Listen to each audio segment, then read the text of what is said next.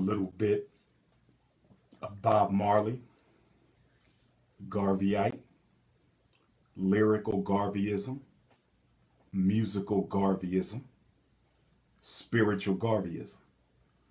Good Garvey Day, peace and black power to all my brothers and sisters around the world. I want to give peace and blessings to my brothers and sisters right here, the American African community, the 50 states and territories.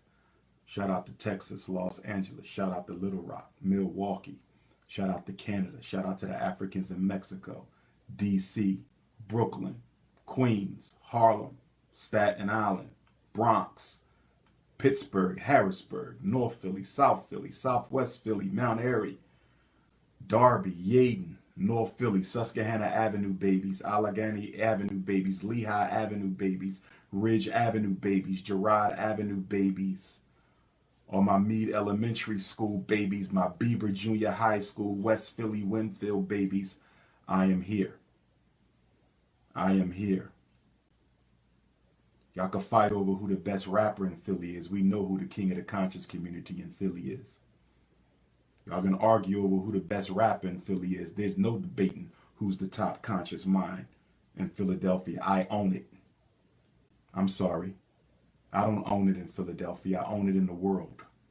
I don't own it in Pennsylvania. I own it in the world. I don't own it in the United States. I own it on all 7 continents. King Kong consciousness. Often duplicated, often imitated, never duplicated. Good evening, brothers and sisters. We're going to talk about a very important topic tonight. Good evening, brothers and sisters. We're going to talk about a very important topic tonight. And that is the life and legacy of the greatest Pan-Africanist of all time. The greatest black organizer of all time. The greatest black leader of the 20th century. I'm going to repeat that. I'm going to repeat that. The king of Pan-Africanism, the greatest revolutionary Pan-African nationalist of all time, the greatest black organizer of all time, the greatest black leader of the 19th century. Born under the sign of Leo, as was I. His name, His Excellency, the Most Honorable Marcus Messiah Garvey. This is a very timely message because this second day of Kwanzaa, Kujichagulia, is dedicated to self-determination.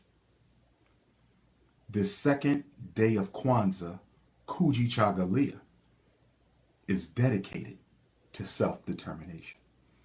There is no leader ever who has exemplified, displayed, manifested, taught the principle of self-determination more than His Excellency, the Most Honorable Marcus Messiah Garvey. Brothers and sisters, let me be clear. Let me be clear. The 7 principles of Kwanzaa, for those of you who don't know this, the 7 principles of Kwanzaa: Umoja, unity; Kujichagulia, self-determination; UmAR, work and responsibility; Ujamaa, cooperative economics; Nia, purpose; Kuumba, creativity; and Imani, faith. Kwanzaa was given to us by Dr. Malana Karenga, who I had the opportunity to meet for the first time in person at Cal State Long Beach when I keynoted the Black Consciousness Conference a few years ago, the largest attended Black Consciousness Conference in that university's history. Shout out to him. But I want to be clear. These 7 principles of Kwanzaa, these 7 principles of Kwanzaa are all taken from the philosophy and opinions of the Most Honorable Marcus Messiah Garvey. When you look at the 7 principles of Kwanzaa, you are looking at the foundation of Garveyism. That is Garveyism. We love Kwanzaa. We support Kwanzaa. Nothing's wrong with Kwanzaa. But let us be clear. The principles of Kwanzaa were extracted from the philosophy of Garveyism, which is the highest stage of revolutionary Pan-African nationalism. Ever since I started raising funds for the Frederick Douglass and Marcus Garvey Academy, particularly since we purchased the school last year, 7 days before the 201st birthday of the Most Honorable Frederick Douglass, who Marcus Garvey named the first Black Star Line ship after, the SS Frederick Douglass. The first Marcus Garvey Black Star Liner was named the SS Frederick Douglass. Marcus Garvey, the Honorable Marcus Garvey, never had a chance to meet Frederick Douglass. Frederick Douglass died February 20th of 1895. Marcus Garvey was 8 years old in Jamaica. Frederick Douglass died February the 20th of 1895. Marcus Garvey was an 8-year-old boy in Jamaica. He didn't get a chance to meet Marcus Garvey. Marcus Garvey didn't get a chance to meet Frederick Douglass.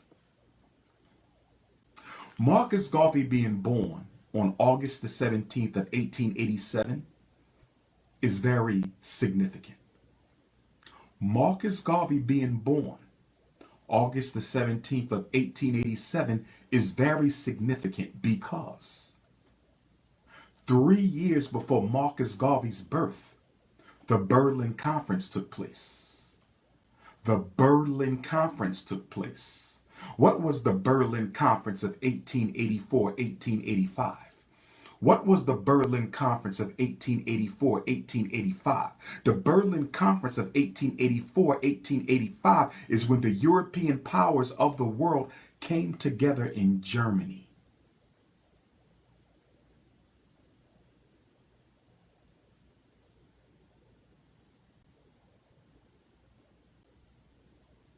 The European nations of the world came together in Berlin, Germany, 1884-1885, to divide up the African continent amongst themselves.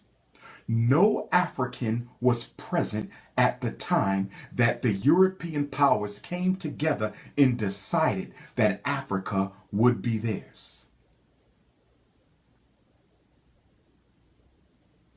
Rumor has it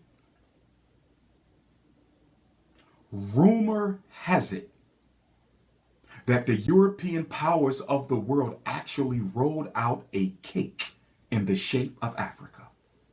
Rumor has it that the European powers of the world actually rolled out a cake in the shape of Africa.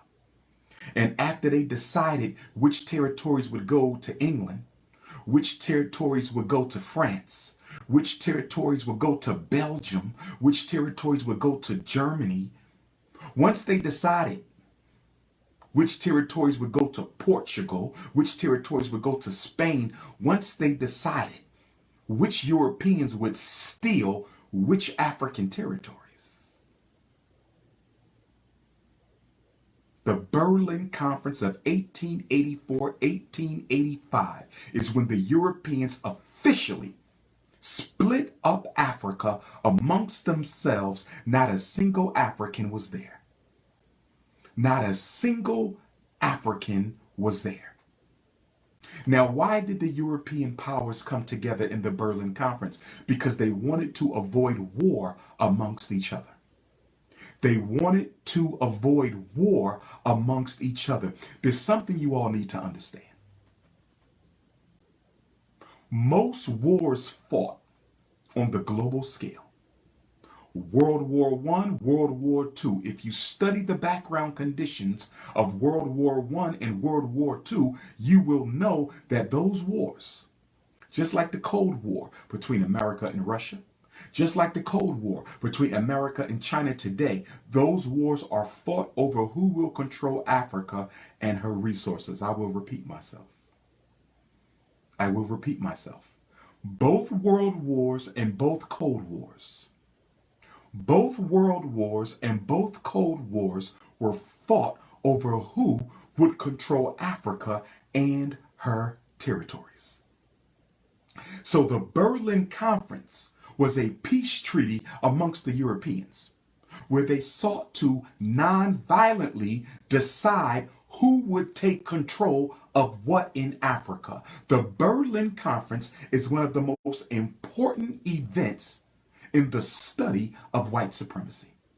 The Berlin Conference is one of the most significant events that must be studied in order for you to thoroughly understand white supremacy, because it was from 1885 until today. It was from 1885 until today that the Europeans' control of the planet began with the subjugation and colonization of Africa and her resources. This is why we need the Frederick Douglass Marcus Garvey Academy. This is why we need the Frederick Douglass and Marcus Garvey Academy. At the Frederick Douglass and Marcus Garvey Academy, Garveyism, the philosophy and opinions of the most honorable Marcus Garvey, will be taught as a course. Not a holiday, not an event, not a seminar. From kindergarten through 12th grade, your son and eventually daughter will master every tenet of the teachings of the highest stage of revolutionary Pan-African nationalism, and that is Garveyism. That is this right here. And we have to thank Queen Mother Amy Jiggs Garvey, the second wife of Marcus Garvey. We have to thank Queen Mother Amy Jiggs Garvey, the second wife of Marcus Garvey, for this. Because had it not been for her, there would be no philosophy and opinions of Marcus Garvey. Had it not been for Queen Mother Amy Jiggs Garvey, whose eldest son, Marcus Garvey Jr., joined the ancestors December the 8th. Whose oldest son, Marcus Garvey Jr., joined his mother and father in heaven December the 8th of this year. It was Queen Mother Amy Jiggs Garvey who collected all of Mr. Garvey's speeches. It was his wife. See, that's a real black woman. While he was locked up in jail on phony charges of J. Edgar Hoover and the FBI, his wife, Queen Mother Amy Jiggs Garvey, collected all the speeches and writings and interviews. Not all of them, but as many as she could collect, and she put them in this book. She put them in this book, The Philosophy and Opinions of Marcus Garvey. Had she not done that, most of you would have never known who this man was who inspired every other black nationalist organization that was created in this country after 1915. That's right. I don't care what organization you name, they copied Garvey, they borrowed Garvey, and in most cases, they did not give Garvey credit for what they took from him. I'm going to say it again. Every black organization that considers themselves nationalists borrowed Garvey, they copied Garvey, and in most cases, they did not give Garvey credit for what they took from him. So Marcus Garvey is born right after the Berlin Conference. Some of you know a couple of weeks ago, I was interviewed by a brother in New York who is a part of one of our legendary hip-hop groups. And that brother from New York who interviewed me, a very negative, non-supportive, coonish type of an interview, but he asked me a question. He said, Marcus Garvey never went to Africa. And he said it as if he was exposing something. Marcus Garvey never went to Africa.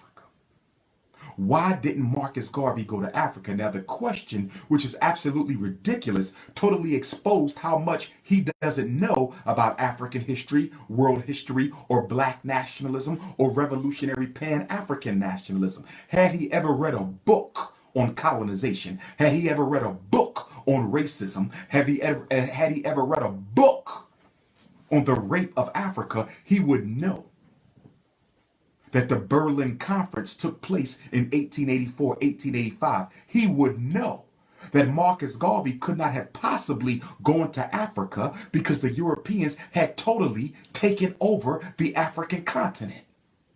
The only two countries that were not colonized by the European was Liberia and Ethiopia. And Marcus Garvey tried to get into Liberia, but the United States State Department sent W.E.B. Du Bois.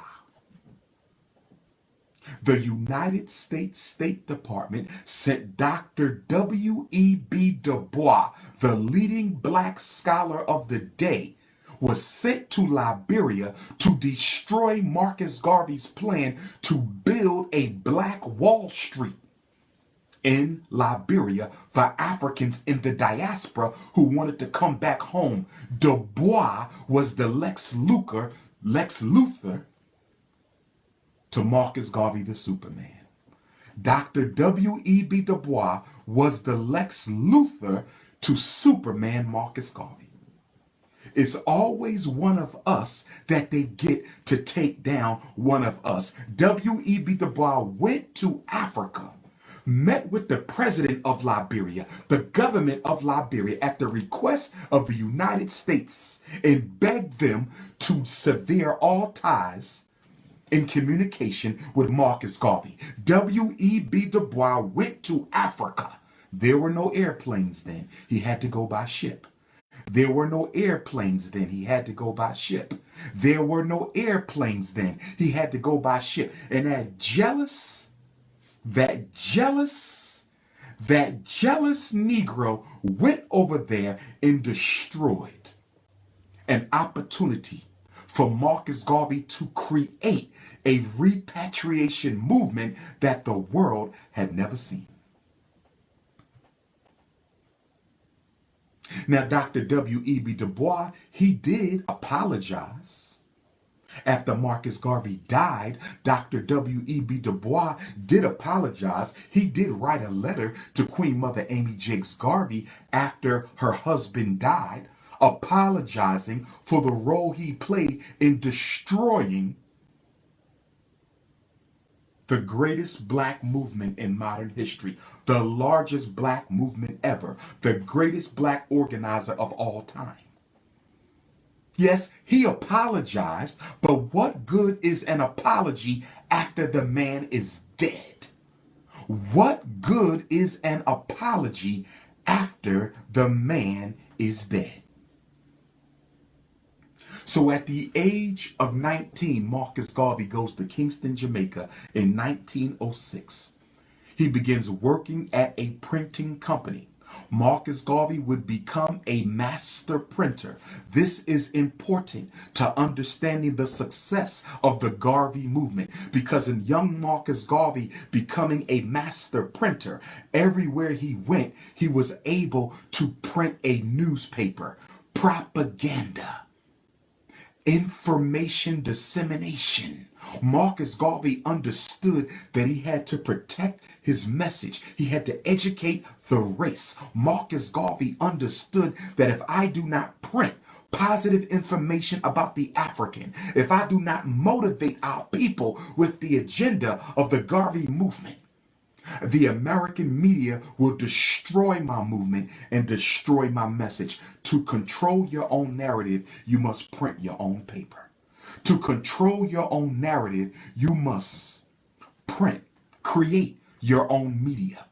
So Garvey built newspapers everywhere he went. This is critical, because Garvey controlled his narrative. One of the messages we must learn from the example of the most honorable Marcus Garvey was that he understood the power of the printed word.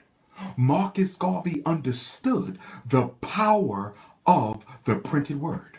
And although he only wrote one book in his whole life, one book, that is Message to the People, The Course of African Philosophy, just one book.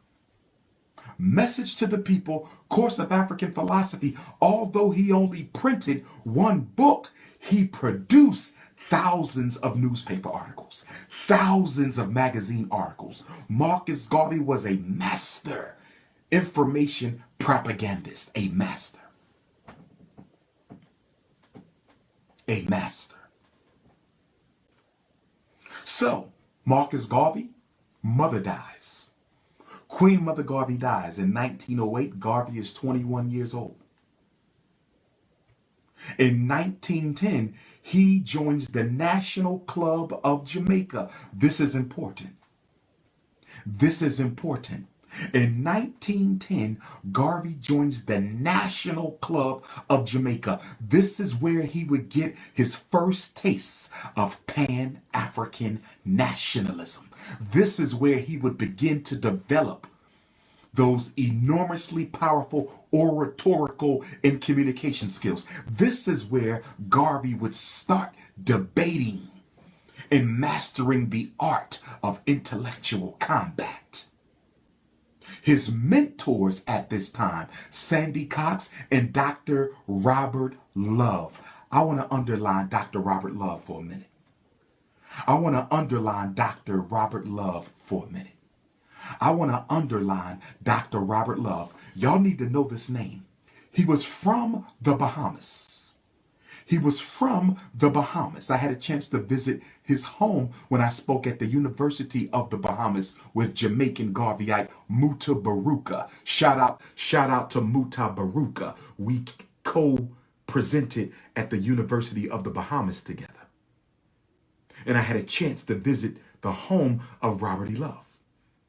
Why you need to know Robert Love? He was a friend of Frederick Douglass. He was a friend of Dr. Edward Wilmot Blyden. Robert E. Love, this Pan-Africanist in Jamaica, born in the Bahamas, would be critical for Marcus Garvey's intellectual and ideological development. It was Robert E. Love, more than anyone else on that island, with the exception of the other elders of the National Club, who really put into Garvey the Pan-Africanism that he would make so famous. This is important because there are some people of other organizations that have a Islamic persuasion who want to argue that it was Deuce Muhammad Ali that introduced Garvey to Pan-Africanism. You're wrong. Garvey doesn't meet Deuce Muhammad Ali until he's in England. Garvey doesn't meet Deuce Muhammad Ali until he is in England, when he starts writing for Deuce Muhammad Ali's newspaper, the African Times and Orient Review. Garvey was already a Pan-Africanist before he got to London to visit his sister. He was already a Pan-Africanist. Deuce Muhammad Ali did not introduce Garvey to Pan-Africanism. In fact, as a member of the National Club in Jamaica, and under the mentorship of Dr. Robert E. Love, Garvey was writing for the newspaper for the National Club known as Our Own. Our Own. Our Own is the essence of Pan-Africanism. Our Own is the essence of Kuji-Chakalia, self-determination. Garvey was already writing Pan-African articles before he left Jamaica. What are you Negroes talking about? Stop trying to take credit. It was Dr. Robert Love, not no Deuce Muhammad Ali, that gave Garvey his Pan-African nationalist foundation.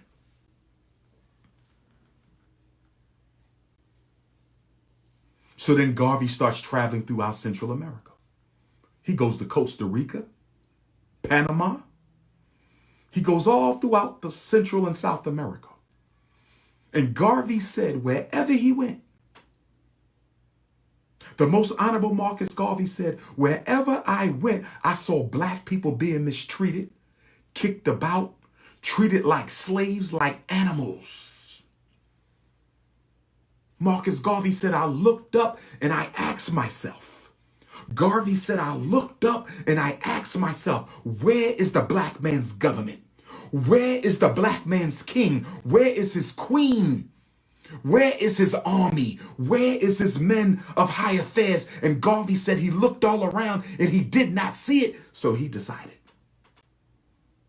Garvey at that moment decided that I would help to make them. Garvey said, this cannot be for my people.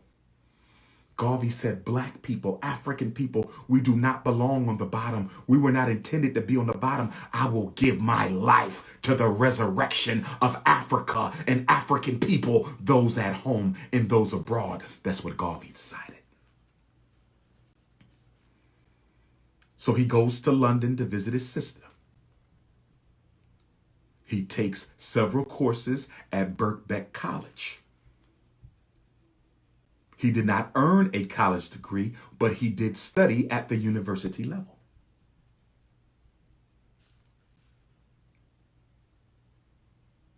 Garvey returns to Jamaica, July the 8th, 1914.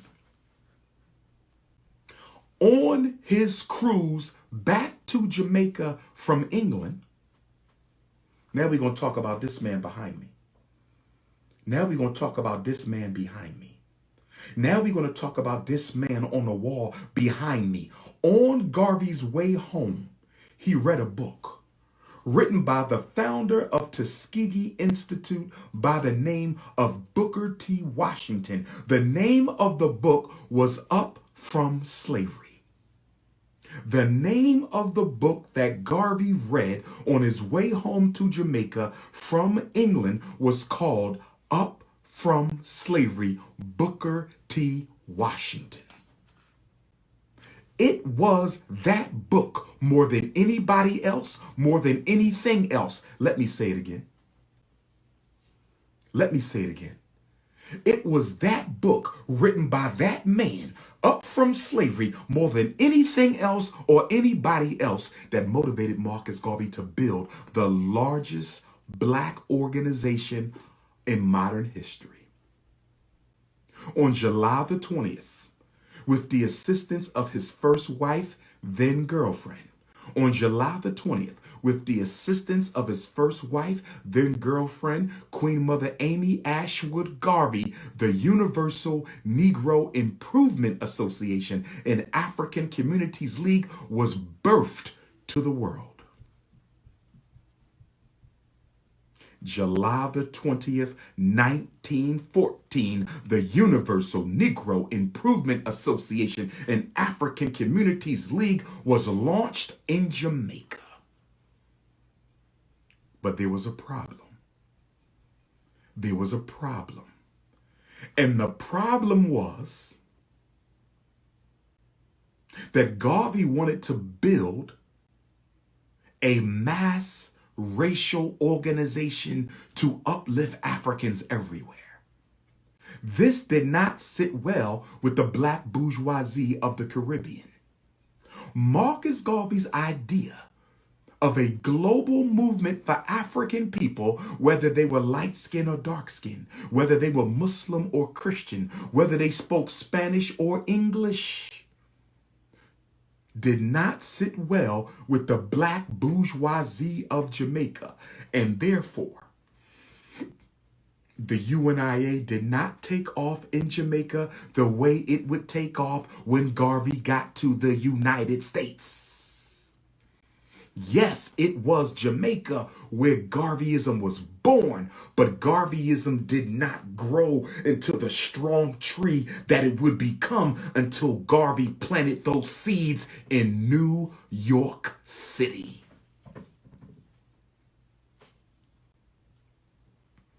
It is important, brothers and sisters.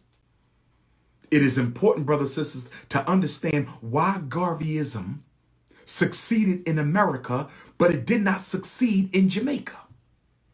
Why did Garveyism succeed in America before it could succeed in the Caribbean islands? Because in America, white supremacy only has one group for black folks.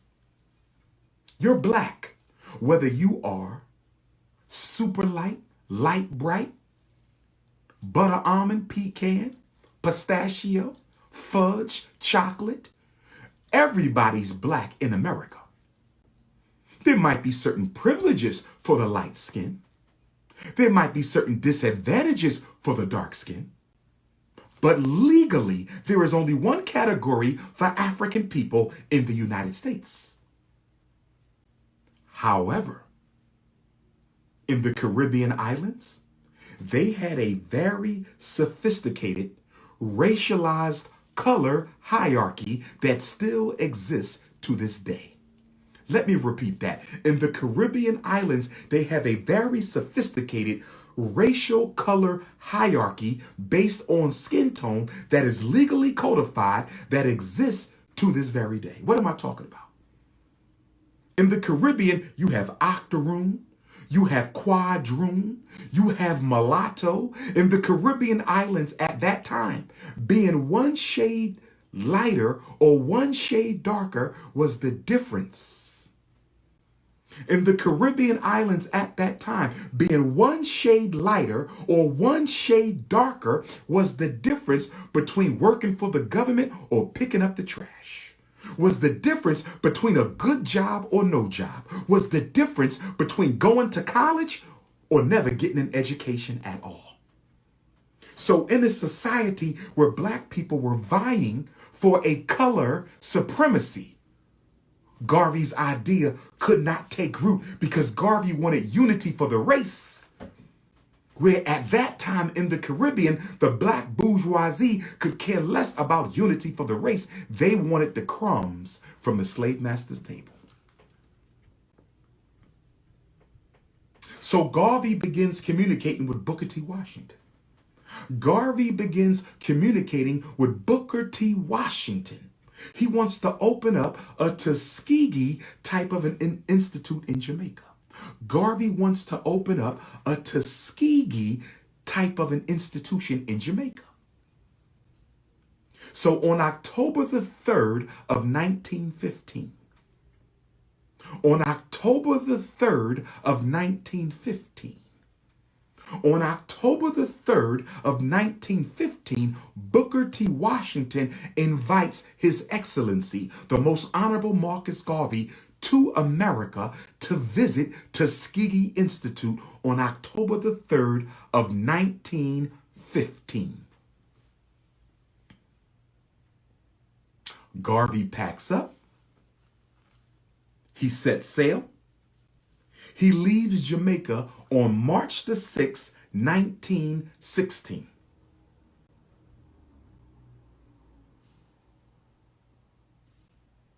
When Garvey finally gets to America in March of 1916, Booker T. Washington had already died. Booker T. had died before Garvey could meet him. Garvey goes to Tuskegee anyway, and he meets with Booker T's second in command, who is now first in command. He goes to Tuskegee anyway and meets with Booker T's second in command, who is now first, and that man's name was R.R. Moulton. R.R. Moulton, the new principal of the Tuskegee Normal and Industrial School. Marcus Garvey doesn't have a good impression of R.R. Moulton.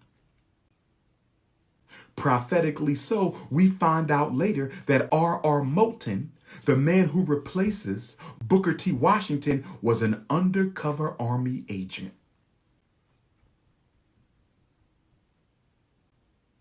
R.R. Moulton, the man that replaces Booker T. Washington as the head of Tuskegee, was an undercover Army agent whose job was to spy on Booker T. Washington. Because although you've been taught that Booker T. was an accommodationist, he was not. Booker T. Washington was a Pan-Africanist who was using Tuskegee Institute as a hideout spot for black radicals. Booker T. Washington was using Tuskegee Institute as a hideout spot for black radicals. Yes, he told the white man what he wanted to hear, But that was a distraction so that Booker T would not draw suspicion to Tuskegee, because any black radical in America who needed a place to hide out and get some food and some clean clothes and a place to live could go to Tuskegee Institute. This is the same Booker T. Washington who secretly financed civil rights cases for black America out of his own pocket. I'm going to say it again. This is the same Booker T. Washington who personally financed civil rights cases out of his own pocket in order to help push black America forward.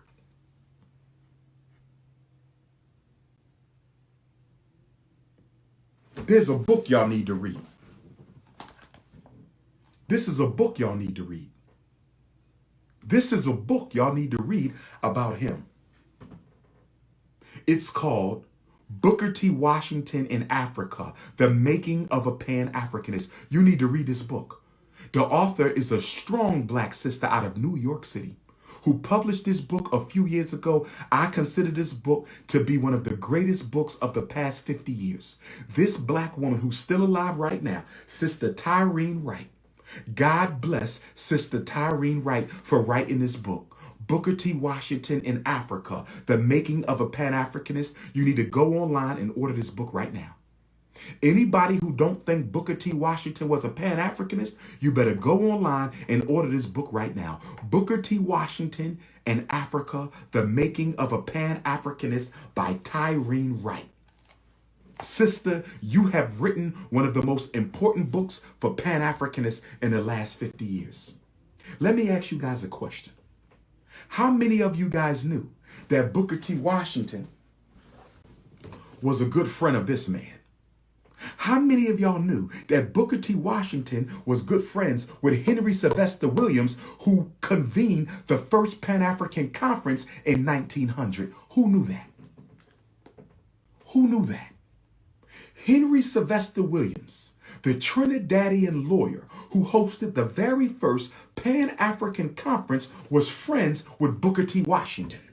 Booker T. Washington was supposed to speak at the first Pan-African Conference ever in 1900, but he wasn't able to make it. However, Booker T. Washington still advertised and promoted the first Pan-African Conference in England in 1900. That man was a Pan-Africanist. That man was a Pan-Africanist. Did y'all know that before Marcus Garvey and before W.E.B. Du Bois, did y'all know before Marcus Garvey and before W.E.B. Du Bois, Booker T. Washington hosted at Tuskegee the International Conference of the Negro? I'm going to say it again.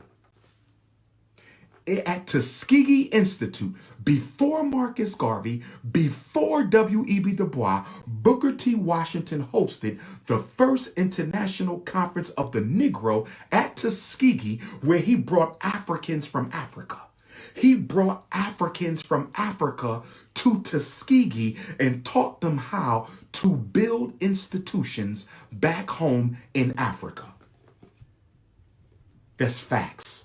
Marcus Garvey wasn't even in the country yet, and Booker T was working with Africa. Marcus Garvey wasn't even in the country yet. Marcus Garvey had not come to America yet, and Booker T. Washington was hosting conferences at Tuskegee for Africans. This is why we need the Frederick Douglass Marcus Garvey Academy. This is why we need the Frederick Douglass Marcus Garvey Academy.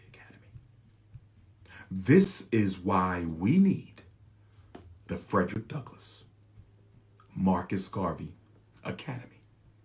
So let us continue. Garvey meets with R.R. Moulton at Tuskegee. He doesn't really like the guy. Garvey comes back to New York. Garvey launches a 38-state speaking tour. 38-state speaking tour Marcus Garvey would go on. Partly to raise money to go back to Jamaica and open up a Tuskegee type of a school in Jamaica. Garvey said, while I'm here, let me do this speaking tour, raise money for Tuskegee in Jamaica. And when Garvey finished the tour, 38 states. When Garvey finished the tour, he's ready to go home to Jamaica and build Jamaica Tuskegee. And the Pan-Africanist in New York City,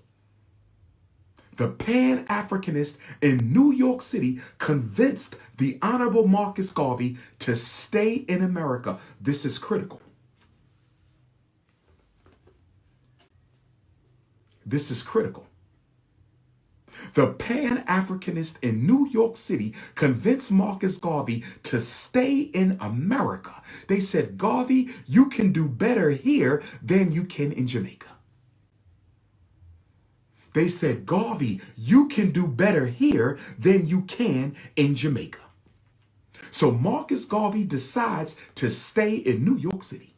He begins speaking in Harlem, along the infamous 125th Street soapbox orator platform that 40 years later, a child of Garveyism, Malcolm X. 40 years later, a child of Garveyism, Malcolm X. 40 years later, a child of Garveyism, Malcolm X, would also be out there speaking on 125th Street, but Garvey was out there first.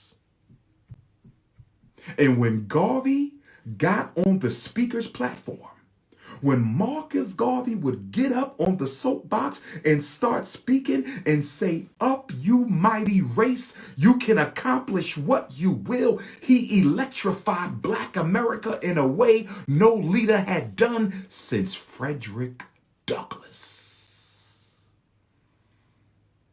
When Garvey first started the UNIA division of the New York City division of the UNIA, opportunists came into the movement and tried to destroy it. That's right. The haters came in. The haters came in.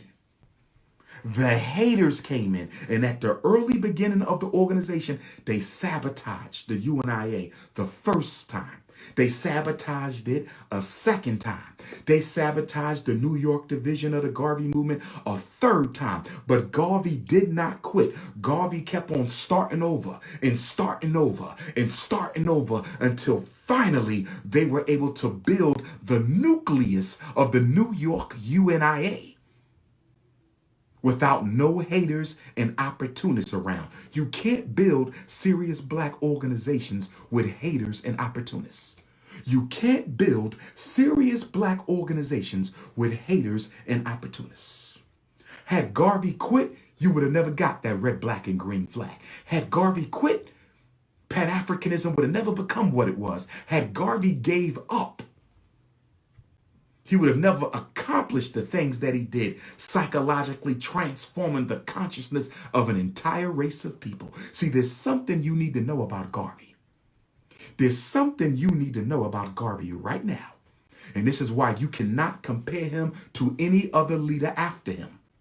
Marcus Garvey is the only leader we had since slavery in the world, who is a leader of African people in the world. Marcus Garvey was not just the leader of something in America. Marcus Garvey was leader of Africans in the world. Everywhere you looked, he built a chapter of the Garvey movement. Everywhere you looked, there was Garveyites. Garveyites in the Caribbean, Garveyites in Central and South America, Garveyites in Europe, Garveyites in Asia, Garveyites in Australia, Garveyites everywhere you look. Marcus Garvey is the only leader we can say who was leader of the African race, not leader of the American Africans, not leader of the Jamaican Africans, not leader of the Caribbean Africans. Marcus Garvey was leader of the African race. You don't believe me? Let me give you some information on the Marcus Garvey divisions. Let me give you some information on the Marcus Garvey divisions. Let me give you some information on the Marcus Garvey divisions. This is coming out of a book called Garvey's Children. This is coming out of a book called Garvey's Children by Tony Sewell. You might want to order it. The Legacy of Marcus Garvey, Garvey's Children by Tony Sewell. You might want to read this, because in this book you learn about all the people who took from Garvey but didn't give him credit. In this book, you learn about all the people who copied Marcus Garvey and did not give him credit. But let me read some of the chapters. Listen. In the state of Louisiana, there were 74 branches of the Garvey movement. Did y'all hear what I just said? Did y'all hear what I just said? Did y'all hear what I just said? In the state of Louisiana, there were 74 branches of the Garvey movement. In the state of Virginia, 48 branches of the Garvey movement. In the state of North Carolina, 47 branches of the Garvey movement. Pennsylvania, 45 branches of the Garvey movement. West Virginia, 44 branches. Mississippi, 44 branches. Ohio, 39 branches. Arkansas, 38 branches. New Jersey, 31 branches. Florida, 28 branches. Oklahoma, 28 branches of the Garvey movement in Oklahoma alone. Don't you ever compare Garvey to nobody who came after him. None of them did what he did or even came close. None of them did what he did or even came close. Oklahoma, 28 divisions of the Garvey movement. 28. Let me tell you a little secret. Let me tell you a little secret. Let me tell you a little secret. I'm not stealing anything from Tyreek. Tyreek can't tie my intellectual shoes. He can't tie, there's not a person in the conscious community who can tie my intellectual shoes. Let me get back on topic. And I'm going to send you to the block party the next comment you make. Bring me some seafood salad.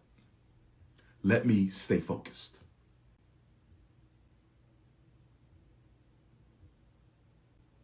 Don't ever compare a king to a coon. Don't ever compare a king to a coon. Let us stay focused. This is what I want you to know about Oklahoma. This is what I want you to know about Oklahoma. This is what I want you to know about Oklahoma. Remember the Tulsa race war? What year was the Tulsa race war? What year was the Tulsa race war? 1921. When was the Rosewood, Florida race war? 1923. The Tulsa race war was 1921. Rosewood was 1923. What was going on in America in 1921? In 1923, Marcus Garvey was going on. There were Garveyites involved in the Tulsa race war. There were Garveyites involved in the Rosewood race war. That's right, brothers and sisters. There was Garveyites involved standing up, defending the black community in Tulsa. There were Garveyites involved standing up, defending the black community in Rosewood. If you don't believe me, go do your research. Garvey influenced all of that and so much more. Garvey influenced all of that and so much more.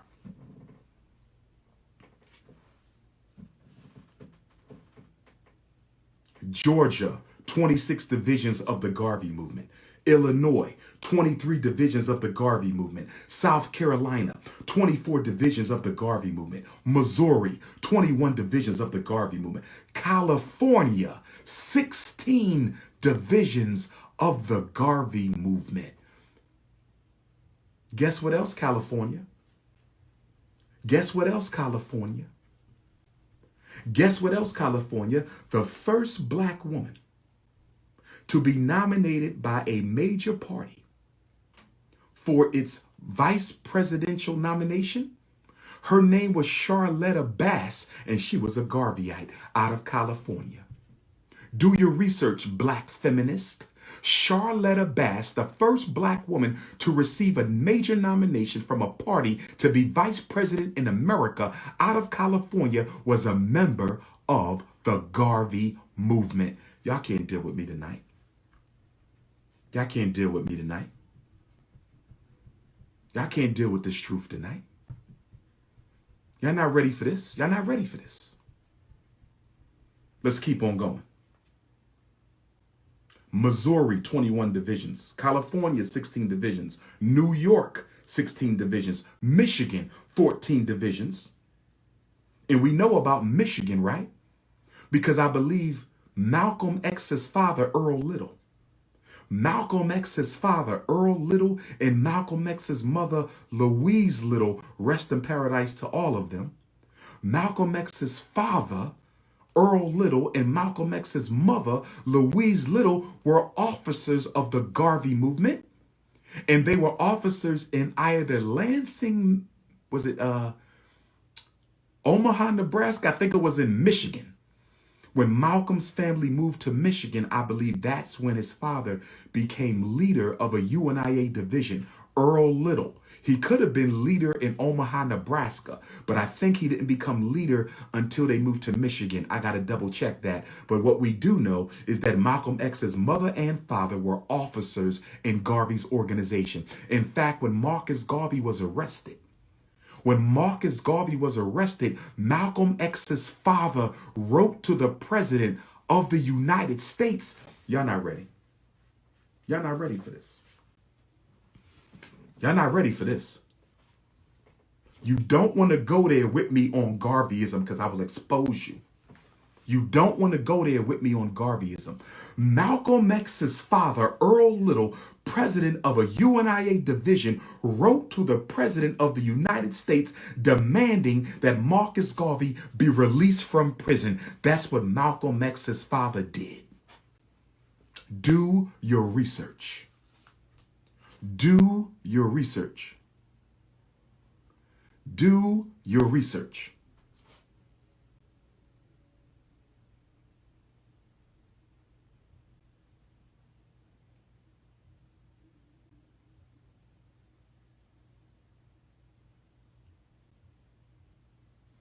Do your research, brothers and sisters.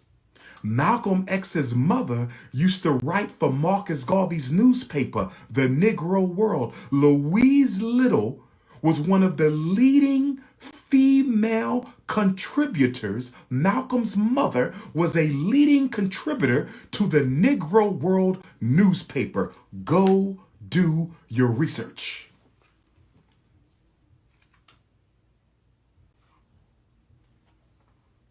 I got a little treat for you. I got a little treat for you. Let's see what Malcolm X had to say about his parents in the Garvey movement. I got a little treat for you. Let me find what Malcolm said. Let me tell you what El-Hajj Malik El-Shabazz himself said about his parents in the Garvey movement. Where is it at? Where is it at? Where you at, Brother Malcolm? Long live El-Hajj Malik El-Shabazz. Let me find Malcolm. Tell you what Malcolm said. Where you at, Malcolm? Give me 1 second, brothers and sisters. I'm looking for Malcolm. They got everybody in this book. Dr. King is in this book. Y'all do know that after Malcolm was murdered, after Malcolm X was murdered, after the son of Garveyites was murdered, Dr. King went to Jamaica and visited the grave of Marcus Garvey. After Malcolm was murdered, Dr. King came to Jamaica and visited Garvey's grave. Martin Luther King Jr. came to Jamaica, visited Garvey's grave. And once Dr. King got back to America, after visiting Garvey's grave in 1965, right after Malcolm was murdered, Dr. King comes back to America after visiting Garvey, his grave, and Dr. King started sounding like Marcus Garvey. Dr. King started sounding like Marcus Garvey. Dr. King started sounding like Marcus Garvey. You don't believe me? Listen to Dr. King from 65 to 68. Listen to Dr. King from 65 to 68 and tell me he wasn't touched with the spirit of Garveyism. Listen to Dr. King from 65 to 68 and tell me he don't sound like the most honorable Marcus Garvey.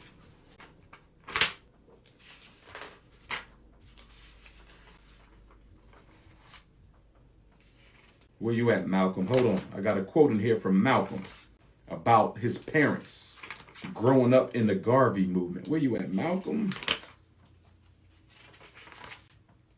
I want to quote Malcolm L. Hodge.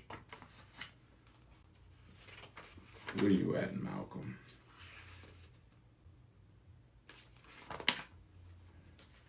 Here we go. Y'all ready? Let me quote. Black Muslim activist Malcolm X was another person whose early life was connected to the rise of Garveyism in America. He explained in his autobiography how as a child, his father was in perpetual fear for his family because he was a member of Marcus Garvey's movement. He recalls a particular incident where Malcolm X says, quote, Malcolm X says, quote, when my mother was pregnant with me, she told me later, a party of hooded Ku Klux Klan riders galloped up to our home. Brandishing shotguns and rifles, they shouted for my father to come out. The Klansmen shouted, and on earth, did y'all hear that? Malcolm X said, the most honorable Marcus Garvey was the most controversial black man on earth. Malcolm X, El Hajj Malik El Shabazz, said that Marcus Garvey was the most controversial black man on earth. The book goes on. Most of Malcolm's family had lost their lives through lynching, including 6 uncles. How many of y'all knew that 6 of Malcolm X's uncles were lynched? How many of y'all knew that 6 of Malcolm X's uncles were lynched?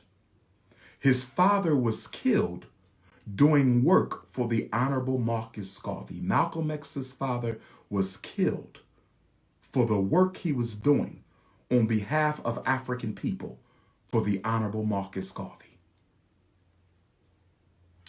Listen to this. The death of Malcolm's uncles had been the primary impetus to his father being willing to risk his own life to spread the Garvey message. Malcolm describes a typical UNIA meeting. Listen, brothers and sisters. This is Malcolm X talking about life in the Garvey movement as a child. Because some of y'all think Malcolm X didn't have no black consciousness until he got out of jail. Some of y'all think Malcolm X didn't have any consciousness until he got out of jail. Well, if that's the case, listen to this quote. Malcolm X describes a typical UNIA Garvey meeting to which his father would take him. Malcolm says, quote, I can remember hearing of Adam driven out of the garden into the caves of Europe, Africa for the Africans, Ethiopia awake. And my father would talk about how it would not be much longer before Africa would be completely run by African people. By black men was the phrase that my father would use. No one knows when the hour of Africa's redemption cometh, it will be here. Malcolm X continues, quote, I remember seeing big shiny photographs of Marcus Garvey that were passed around from hand to hand. My father had a big envelope of them that he always took to those meetings. The picture showed what seemed to me millions of blacks thronged in the parade behind the Honorable Marcus Garvey, riding in a fine car. A big black man dressed in a dazzling uniform with gold braid on it, and he was wearing a thrilling hat with tall plumes. Malcolm X goes on, I remember hearing that he had black followers, not only in the United States, but all around the world. And I remember how the meetings always closed with my father saying several times, and the people chanting after my father, up, up, you mighty race. You can accomplish what you will. Those are the words of Malcolm X as he remembers growing up as a child in Marcus Garvey's UNIA. And Malcolm X, the last year of his life, would return to the teachings of the most honorable Marcus Garvey when he started the Organization of Afro-American Unity to organize American Africans and tie us into the African Union on the continent. You don't want to go there with me. The question isn't who was a Garveyite. The question is, who wasn't a Garveyite? The question isn't, who did Marcus Garvey influence? The question is, who didn't Marcus Garvey influence? The name of the book is Garvey's Children by Tony Sewell.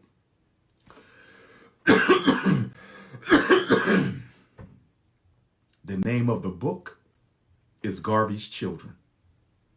Let's go back because we're not done.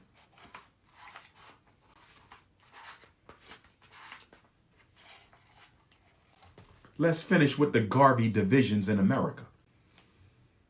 Indiana, 13 divisions of the Garvey movement. Alabama, 11 divisions of the Garvey movement. Connecticut, 10 divisions of the Garvey movement. Maryland, 10 divisions of the Garvey movement. Tennessee, 9 divisions of the Garvey movement. Texas, 9 divisions of the Garvey movement. Kentucky, 8 divisions of the Garvey movement. Kansas, 7 divisions of the Garvey movement. Massachusetts, 7 divisions of the Garvey movement. Colorado, 3 divisions of the Garvey movement. Arizona, 4 divisions of the Garvey unit. Delaware, 3 divisions of the Garvey unit. Washington, 3 divisions of the Garvey unit. Iowa, 2 divisions of the Garvey unit. Columbia, Washington, D.C., 2 divisions of the Garvey movement. Nebraska, 1 division. Oregon, 1 division. Utah, 1 division. Wisconsin, 1 division. I'm not done. Let's talk about the Caribbean islands. I'm not done. After today, you're comparing Garvey to nobody. Let's go to the Caribbean. Let's go to the Caribbean. Cuba. 52 divisions of Marcus Garvey's organization in the island of Cuba. 52 divisions of Marcus Garvey's movement in Cuba. Panama, 47 divisions of Garvey in Panama. Trinidad, 30 divisions of Garvey in Trinidad. Time out. Stokely Carmichael Kwame Ture. Time out. Stokely Carmichael Kwame Ture. Time out. Stokely Carmichael Kwame Ture. Although he was a Pan-African socialist and not a Pan-African nationalist, he was from Trinidad.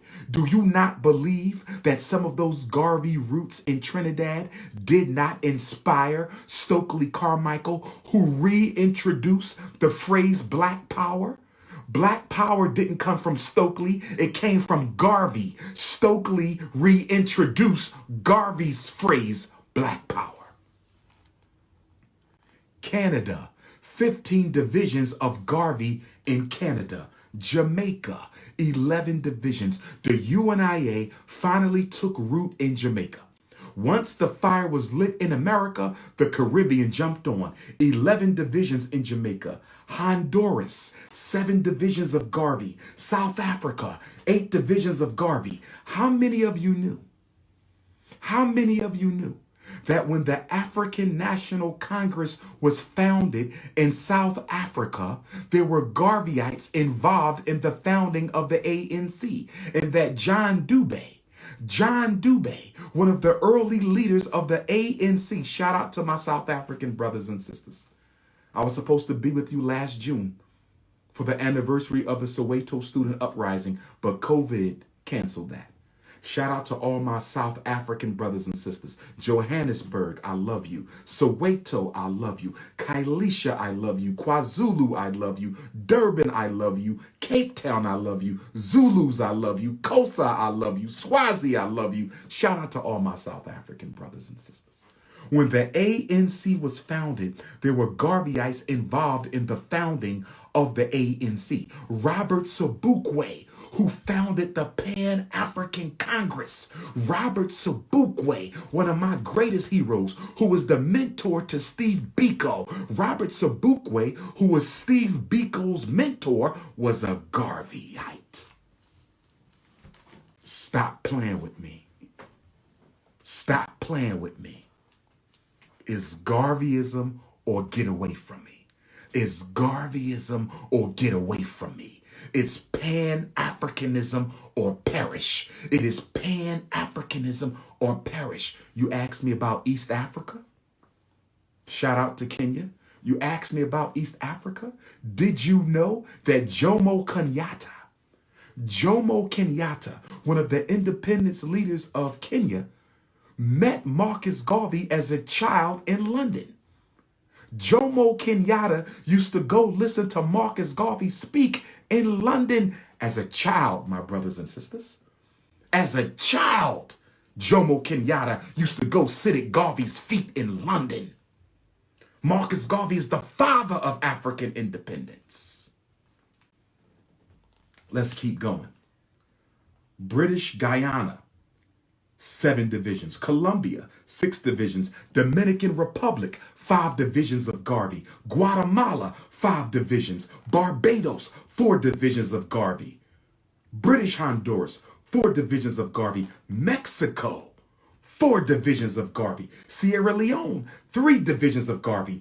England, 2 divisions of Garvey. Ghana, 2 divisions of Garvey. Liberia, 2 divisions of Garvey. Bahamas, 2 divisions of Garvey. Panama, Southwest Africa, 2 divisions. Wales, 1 division. Antigua had a division. Australia had a division. Bermuda had a division. Brazil had a division. Dominica had a division. Ecuador had a division. Grenada, rest in peace to Maurice Bishop. Grenada, rest in peace to Maurice Bishop. Grenada, rest in peace to Maurice Bishop, had a division. Haiti had a division. Nevis a division. Nigeria a division. Speaking of Nigeria, Nnamdi Azikiwe, one of the independence fighters of Nigeria, went to school with Kwame Nkrumah in Philadelphia, Lincoln University, where they used to come to the Garvey meetings in Philadelphia. Kwame Nkrumah and Nnamdi Azikiwe, the leaders of an independent Nigeria and the leaders of an independent Ghana, went to school right here in Philadelphia, and they were members of the Garvey movement right here in Philadelphia. Puerto Rico, a division. St. Kitts, a division. St. Lucia, a division. St. Thomas, a division. St. Vincent, a division. Venezuela, a division. And guess what?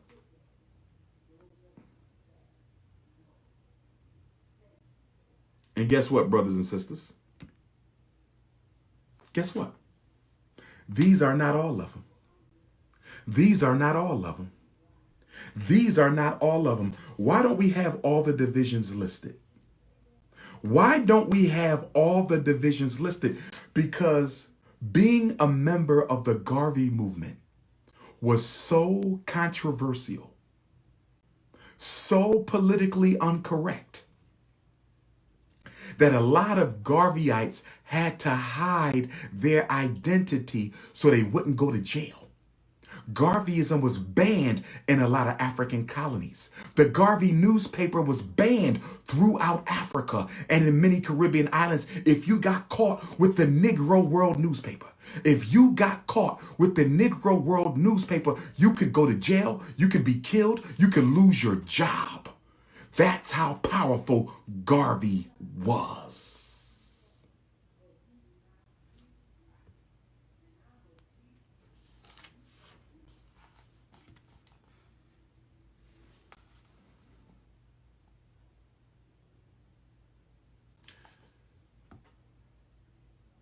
Let's understand something. Let's understand something. When Garvey starts the UNIA in 1914 in Jamaica, when Garvey starts the UNIA in 1914 in Jamaica, World War I was just getting underway.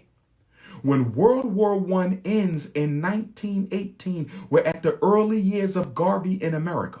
When World War I ends in 1918, we're at the early years of Garvey in America. Black men are coming home from the war. Black men are coming home from the war. And when black men come home from World War II, they walk straight into the red hot summer of 1919. The red hot summer of 1919. Race riots all over America. Why were there so many race riots during the red hot summer of 1919? Because black men had went to Europe to fight for America. Black men had went to Europe to fight for America and get back home and they can't find a job. Get back home, they got to deal with the Ku Klux Klan. Get back home, they got to deal with police brutality. So we decided we weren't going to take it no more and we started fighting back. And Marcus Garvey was a central figure in the Red Summer of 1919 because he told black men, Marcus Garvey is the father of black masculinity. Marcus Garvey is the father of black masculinity. Marcus Garvey is the father of black masculinity. He told black men, give up your wishbone and get a backbone. Marcus Garvey said, give up your wishbone and get a backbone. Marcus Garvey said, give up your wishbone and get a backbone. Brothers and sisters of other organizations, I welcome you. Please don't get disrespectful. Please don't get disrespectful because the leader of your organization was a Garveyite too. The leader of your organization was a Garveyite too. I'm going to come to that. I'm going to come to that. Your whole organization was copied off of Garveyism. Don't be disrespectful. If it wasn't for Marcus Garvey, your leader would have never existed. Your organization would have never existed. Don't go there with me. I got the receipts. Don't go there with me. I got the receipts. All y'all come from Garvey. Don't hate. Don't hate. All y'all come from Garvey. Don't hate. Not one of you did not. All of y'all came from Garvey, but y'all don't want to give them no credit. Because if you tell people about Garvey, they wouldn't need y'all. If you tell people about Garvey, they wouldn't need y'all. Don't go there with me. You don't want to go there with me. I'll make you cry. I'll make you cry. So now, brothers and sisters, Garvey stays in New York. When Garvey gets to New York, guess who he goes to visit? When Garvey gets to New York, guess who he goes to visit? When Garvey gets to New York, guess who he goes to visit? He goes to visit W.E.B. Du Bois at the NAACP crisis office. This is when Garvey first gets to America, March of 1916. He goes to visit Du Bois because he heard, W.E.B. Du Bois was a Pan-Africanist. He's 20 years older than Marcus Garvey, so he's old enough to be Marcus Garvey's father. So Marcus Garvey says, I'm going to go and visit my elder Pan-Africanist, W.E.B. Du Bois. But when he got there, Marcus Garvey was not impressed. Marcus Garvey said that when he walked into the NAACP office, I think he said the darkest thing in the office was W.E.B. Du Bois. He said it was all white folks and super light, bright black folks. He said nobody in there was dark skinned. And that's why those of you who know the history of the NAACP, and by the way, I have nothing against my light brothers and sisters. Okay, and Pan-African is everybody equal. Light skin, dark skin, nappy hair, straight hair. If you African, you African. The point that I'm making The point that I'm making is that W.E.B. Du Bois was a light-skinned supremacist. W.E.B. Du Bois was a light-skinned supremacist. And what a lot of you guys don't understand, his talented 10th was the comeback to Marcus Garvey, mass black organization. W.E.B. Du Bois' talented 10th was the comeback for Marcus Garvey's mass black organization. W.E.B. Du Bois' talented 10th, that was going to be a light-skinned bourgeoisie. W.E.B. Du Bois thought that the light-skinned black bourgeoisie should lead the race. He was an uppity Negro. Yes, he was Pan-Africanist. Yes, he was intelligent, but he was a jealous Negro. Let me say something to y'all. And I respect W.E.B. Du Bois. I pour libations at his grave whenever I go to Ghana. But let us understand. I want to clear this up.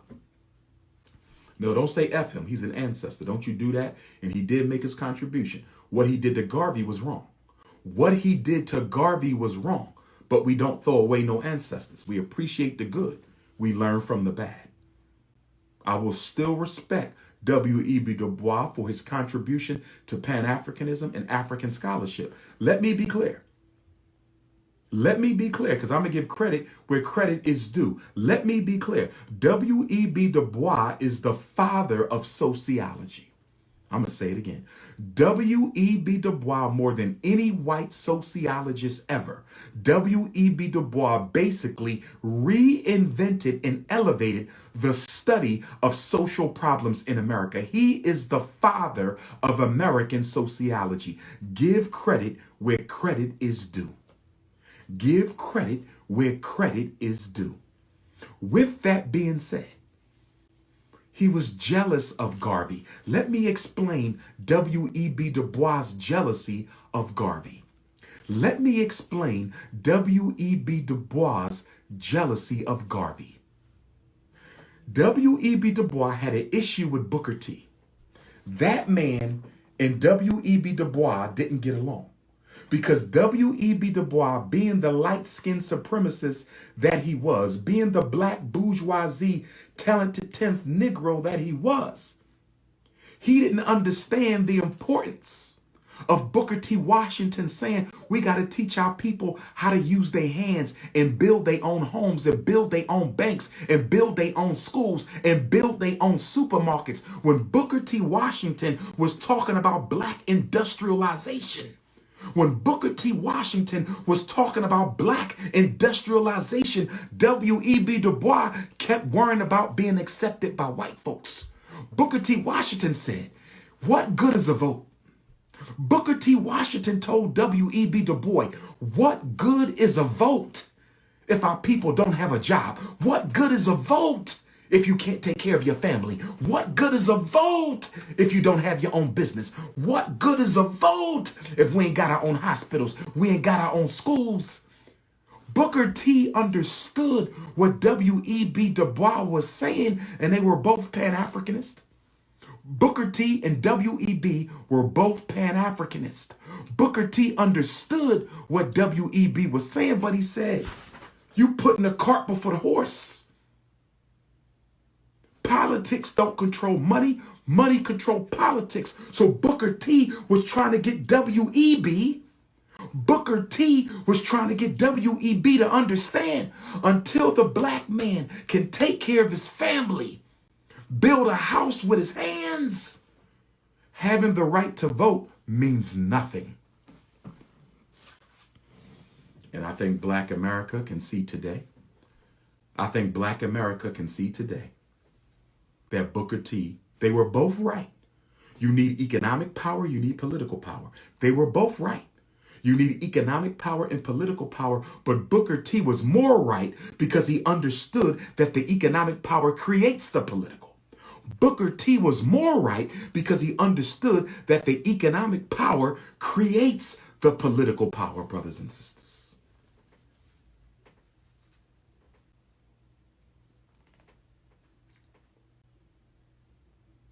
See, W.E.B. Du Bois felt that after Booker T died, he had a right to be the leader of black America. W.E.B. Du Bois felt Frederick Douglass is gone. Booker T. Washington is gone. I should be king. W.E.B. Du Bois felt Frederick Douglass is gone. Booker T. Washington is gone. I should be king. So W.E.B. Du Bois, with his doctorate from Harvard and all his degrees, he felt that now that Booker T is gone, I should be the new leader. I should be the new leader. Booker T dies in 1915. Garvey shows up in 1916. Marcus Garvey prevents W.E.B. Du Bois.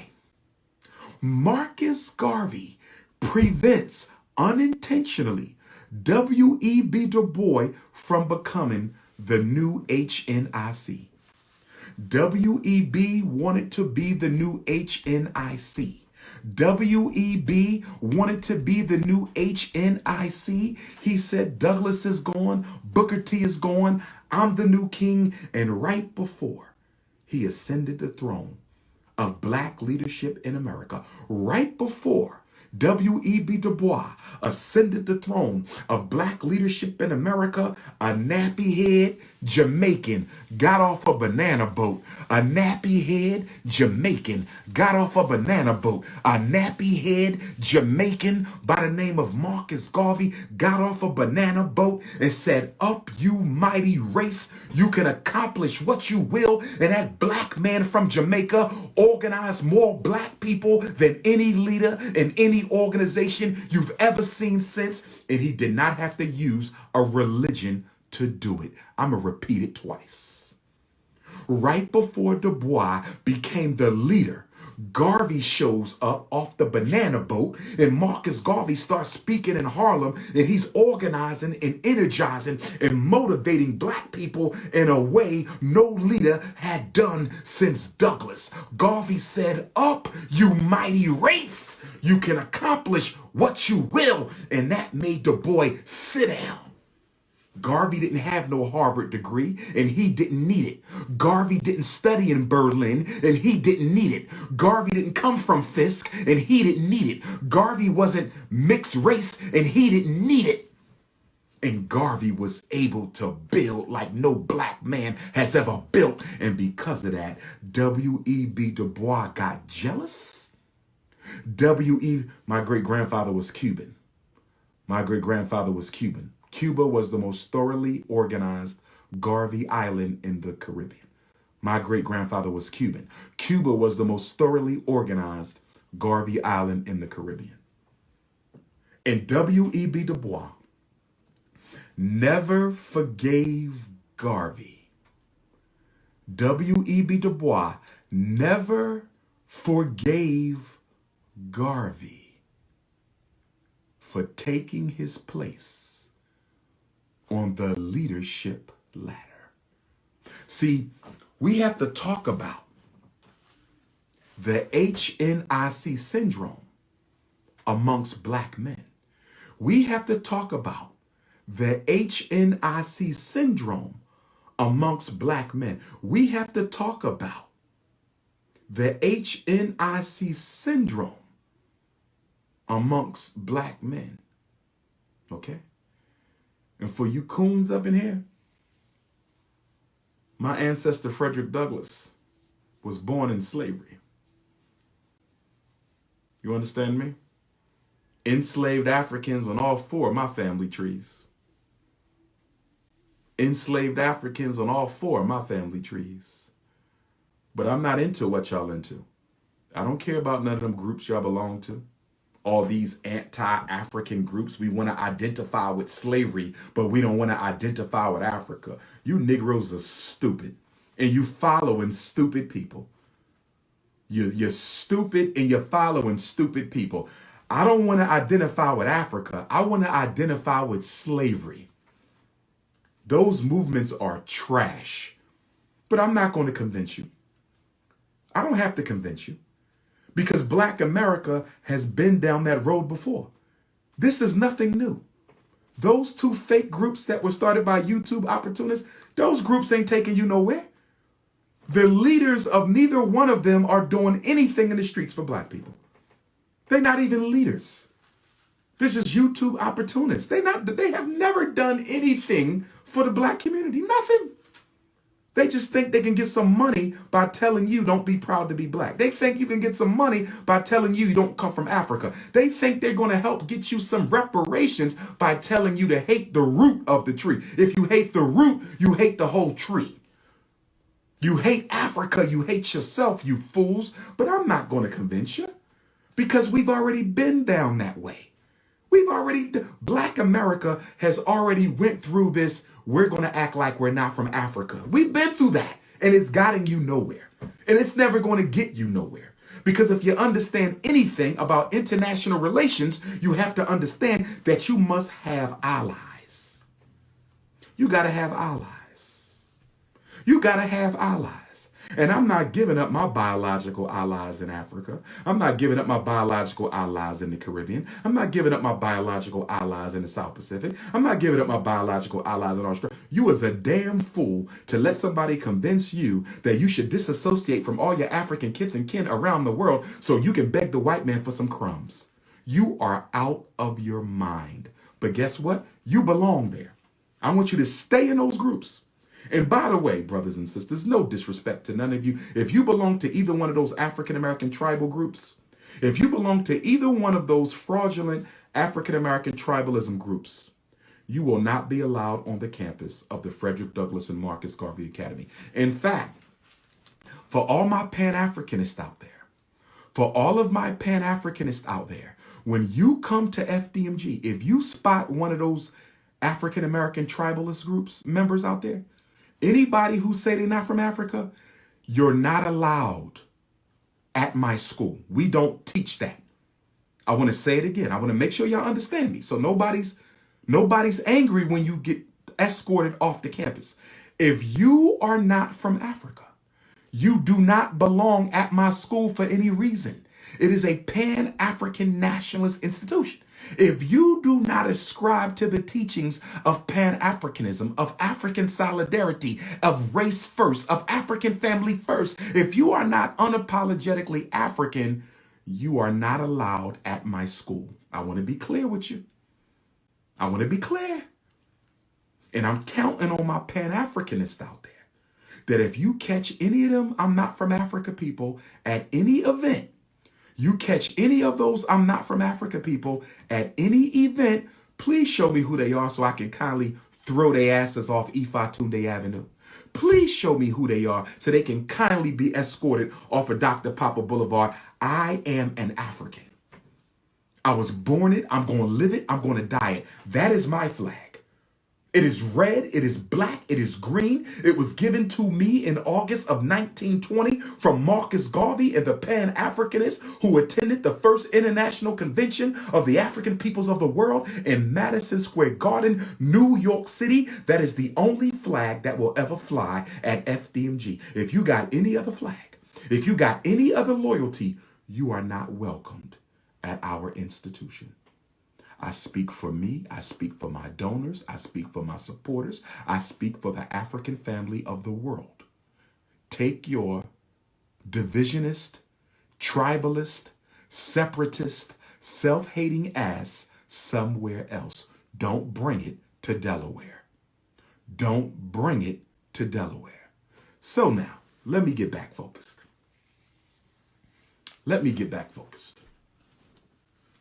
I had an ADHD moment. So W.E.B. Du Bois worked to destroy Garvey because he was jealous. W.E.B. Du Bois worked to destroy Garvey because he was jealous. Okay? We don't have to debate that, sister. You've made your choice. I wish you well with your movement and your leader. He's not going to build anything for you. He's not going to do anything for you. But you're too dumb to know that. So just go ahead and just leave us alone. We're not, the Pan-Africanists don't bother nobody, brothers and sisters. We do our own thing.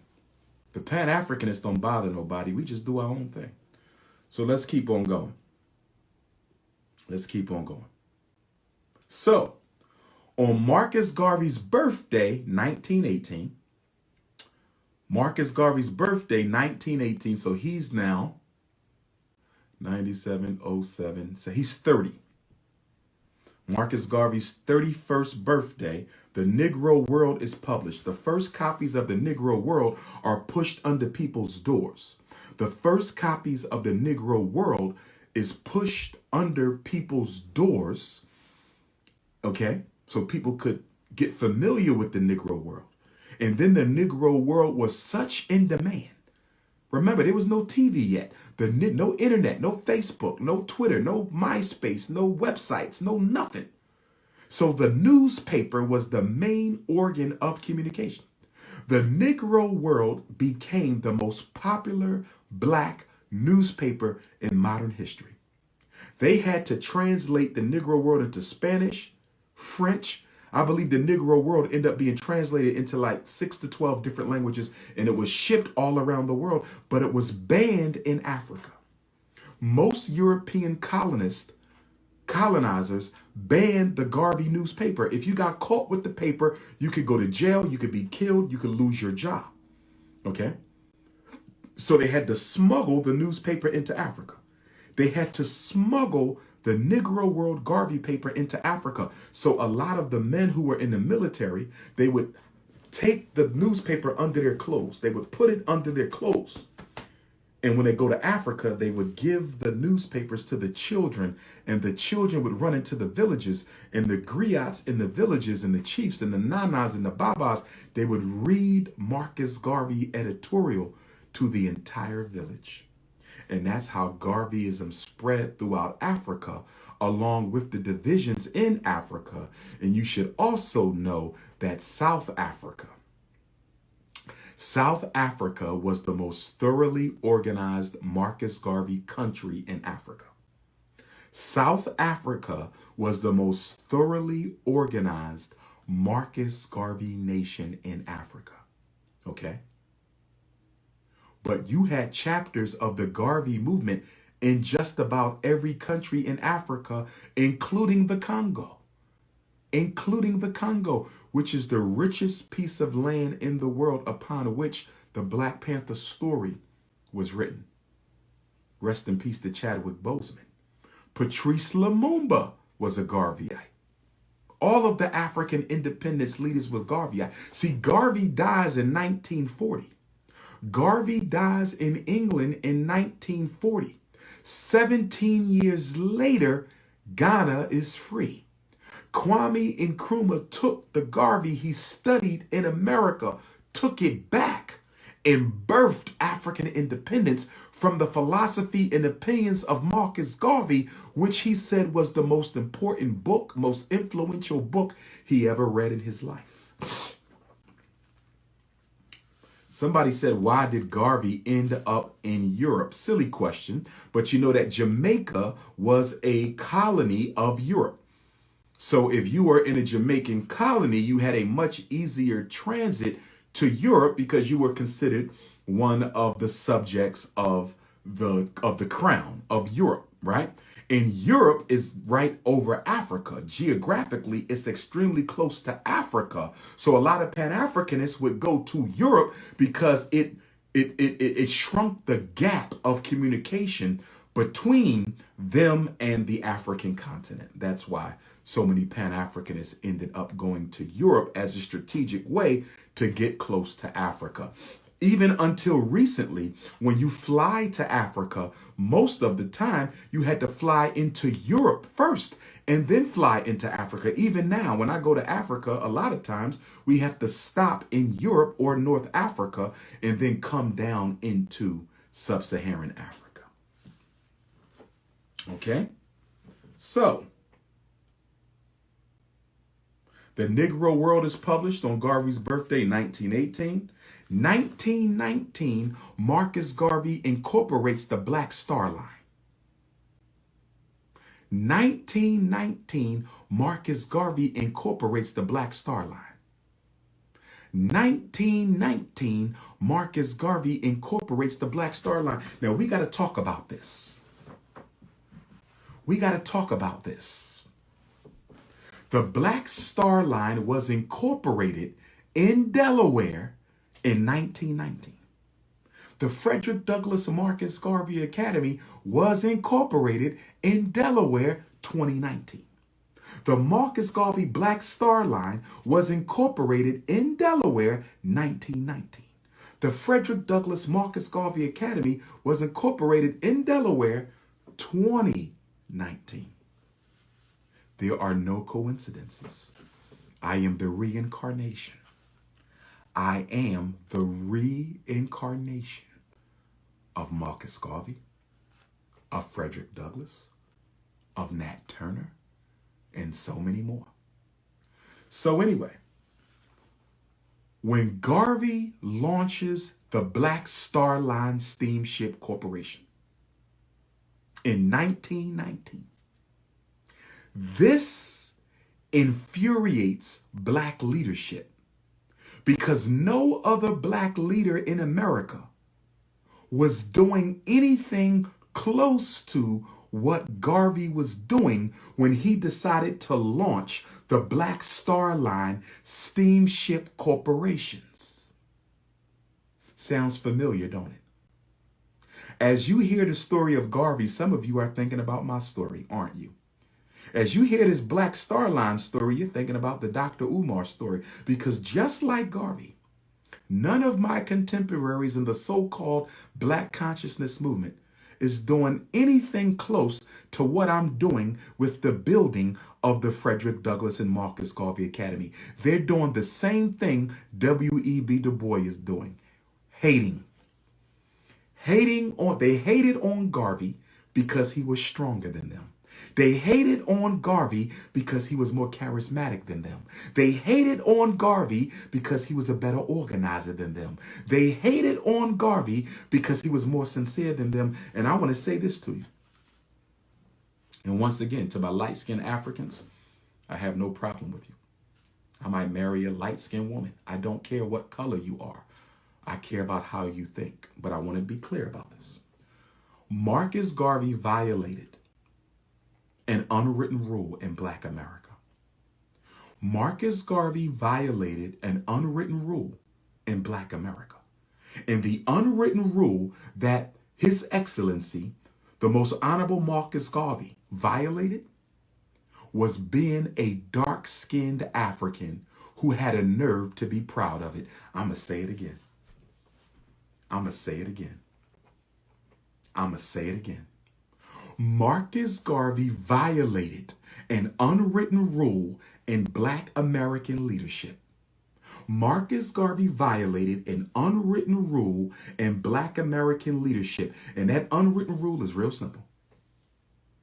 Leadership is not to be black-skinned. Leaders are not to be dark. And they are not to be proud of their darkness. Marcus Garvey had a nerve to not only be dark-skinned, richly melanated. He had a nerve to be proud of his black skin. Do y'all follow me, brothers and sisters? Do y'all follow me, brothers and sisters? Do y'all follow me, brothers and sisters? Garvey had a nerve to not only be chocolate, he was proud of it. Garvey had a nerve to not only be nappy. He not only was nappy, brothers and sisters. He not only was nappy.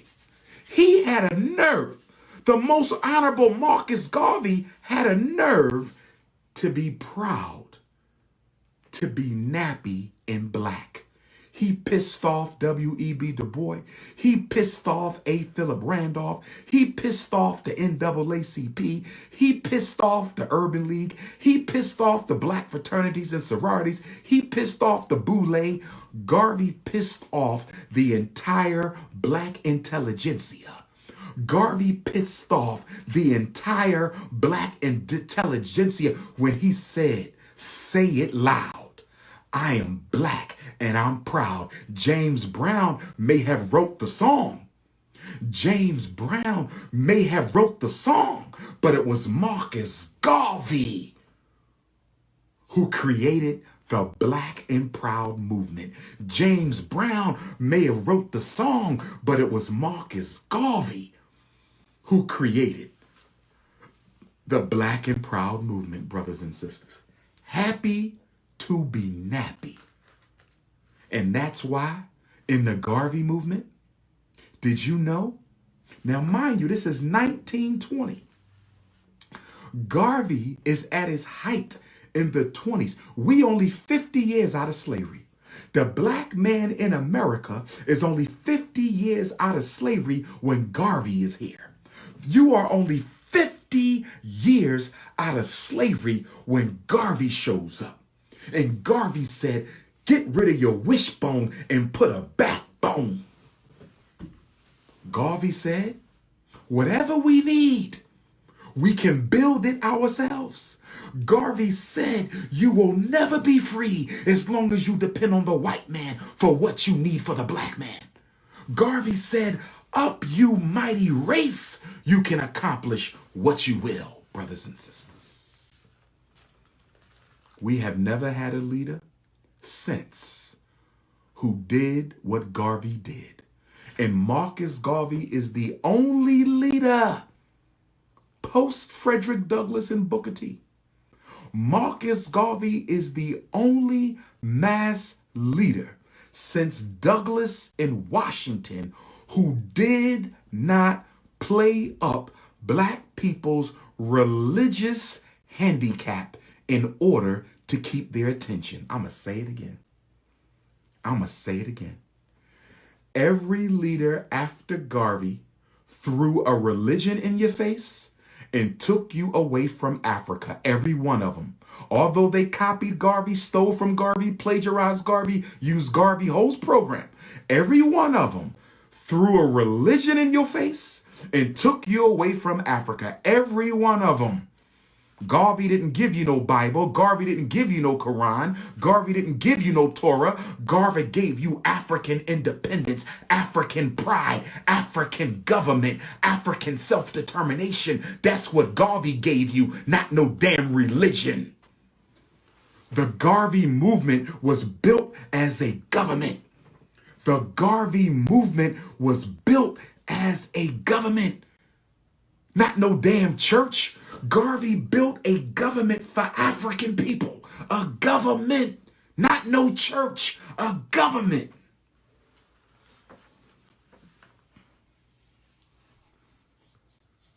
With all due respect, you are incorrect. That person you're naming does not have a school. In the state he lives in, independent schools have to be licensed. In the state he lives in, you got to have credentials to operate an independent school. In the state he lives in, independent schools are listed on the website. His school is not listed on the website, nor has it ever received a license to operate as an independent school. But y'all know more than me, so I'm not going to get into that.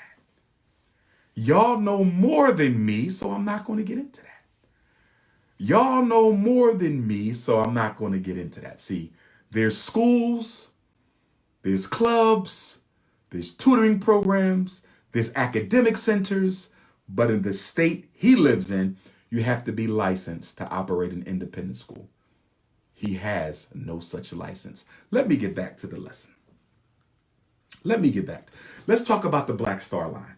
Why did Garvey launch the Black Star Line? Why did Garvey launch the Black Star Line? You out of your mind if you think you need a religion to organize. Black people don't need a religion. Black people don't need a religion. If you're using religion to organize black folks, you are outdated and you're useless. Okay? We don't suffer because of no Christianity, no Islam, or no Judaism or nothing else. Okay? The reason Marcus Garvey was the most successful black leader in modern history is he was the only one. The reason Marcus Garvey was the most successful black leader in modern history is because he was the only one. The reason Marcus Garvey was the most successful black leader in history is because he was the only one who understood that religion will cause more problems than it solves. They tried to get Marcus Garvey to make the UNIA a church. They tried to get Marcus Garvey to make the UNIA a mosque. They tried to get Marcus Garvey to make the UNIA a temple. Marcus Garvey said no. If you want to go worship Jesus, go to church. You want to go pray the way Muhammad taught you, go to the mosque. But Garvey said, in this organization, we exist for one purpose and one purpose only: to create an independent reality for African people wherever they live in the world. You will not reduce my organization into a religious movement. Garvey was too big to be reduced to a religion. Garvey was more successful than all the others because he had the wisdom to know that you don't put a religion on a racial movement. Culture, not religion. The Garvey movement was about African culture, not religion. African culture, not religion. How many people did Garvey have? 13 million documented members. 13 million documented members. 13 million documented members were a part of the Garvey movement in his lifetime. Do you know what that means? We're going to get the Black Star Line in a minute. We want to get the Black Star Line in a minute. 13 million members, making the Garvey movement the largest black organization in modern history without a religion. Do you know what that means? You can add up every black group in America right now. You can add up every major black group in America right now, every member they've ever had since they've been founded, and you still don't get the 13 million that Garvey had. You have the internet. Garvey didn't have the internet. You have the airplane. Garvey didn't have the airplane. You have Twitter and Instagram and Snapchat and Facebook. Garvey had none of that. And he organized more Africans in the world than all you other Garvey copycat organizations put together. I'm just spitting facts. I'm just spitting facts. I'm just spitting facts. I'm just spitting facts. So, October the 14th of 1919, a coon by the name of George Tyler goes into what I believe was the Black Star Line office in New York City, pulls out a gun and starts shooting at Marcus Garvey. This is the first assassination attempt on the life of the most honorable Marcus Garvey. When the shots start busting, Marcus Garvey's wife, Queen Mother Amy Garvey, jumps in front of Garvey, and I believe she tumbles down the steps with the would-be killer. And the would-be killer gets up, runs off. He is later accosted, arrested, and while awaiting prison, he commits suicide while awaiting prison. This was October the 14th of 1919. We believe that either the FBI or some of Mr. Garvey's jealous Negro competitors paid George Tyler to go kill Marcus Garvey.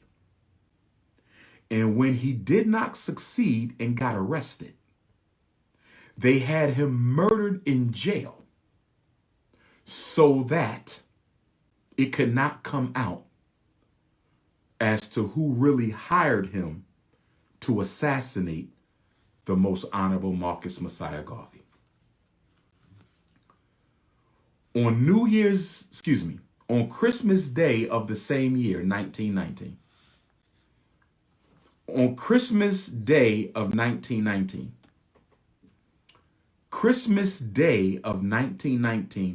The Honorable Marcus Garvey marries Queen Mother Amy Garvey.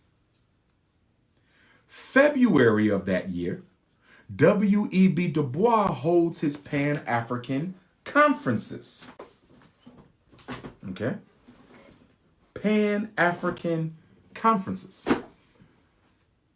Du Bois was holding his conferences in Europe for a integrationist, Pan-Africanist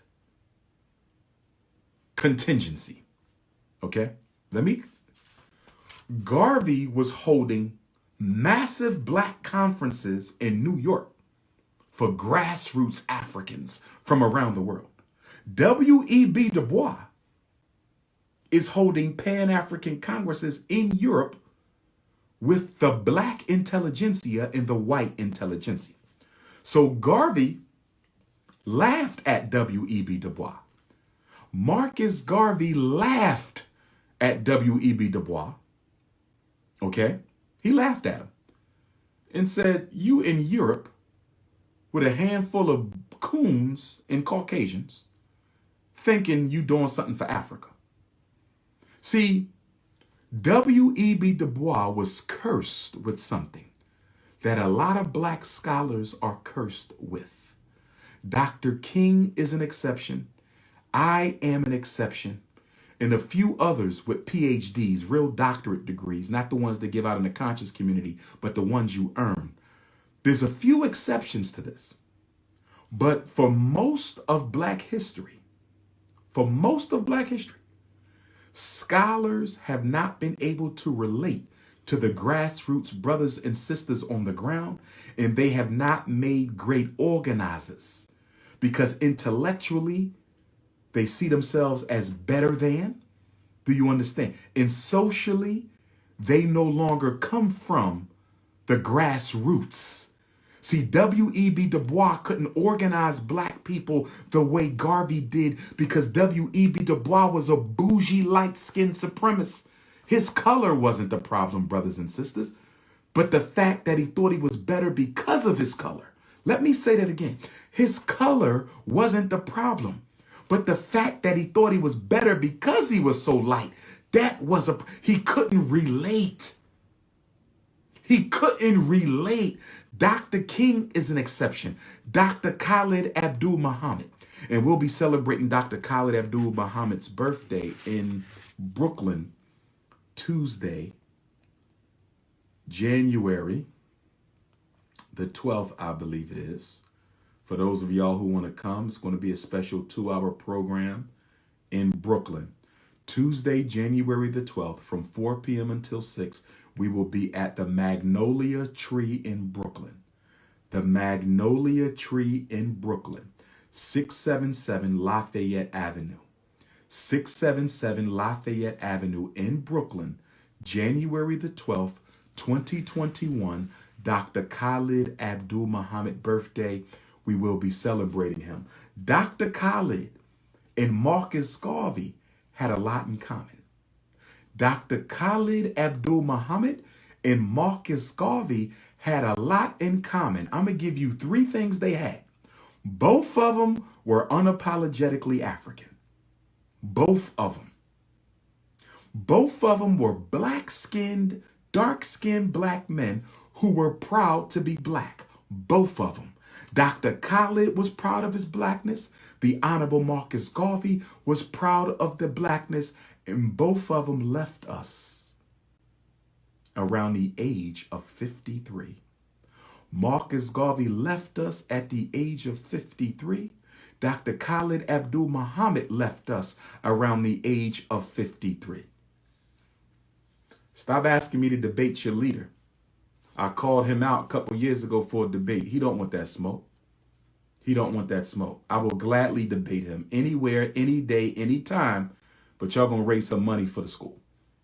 Okay? He can get these intellectual hands. That is no problem.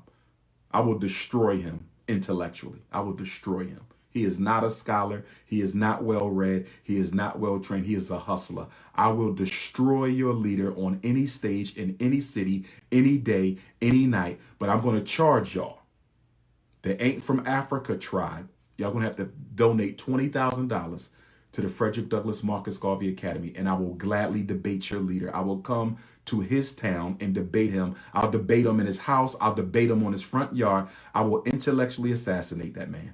But y'all want to pay the school $20,000 for the benefit of my time. Peace and Black power. Let's get back. Let's get back. Okay. So Garvey and Khalid both broke the rule. The Honorable Marcus Messiah Garvey and Dr. Khalid Abdul Muhammad both broke the rule of being chocolate, dark-skinned black leaders who were proud to be black. Proud to be black. And I'm going to be honest with y'all. And I'm not trying to play up the light-skinned, dark-skinned thing.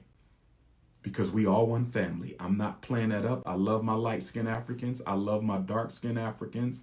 I ain't got no issues with nobody. I love a yellow sister like I love a chocolate sister. Don't make a difference to me.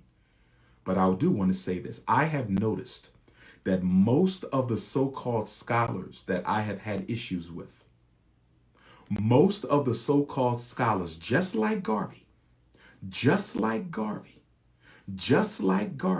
most of the so-called scholars that have had issues with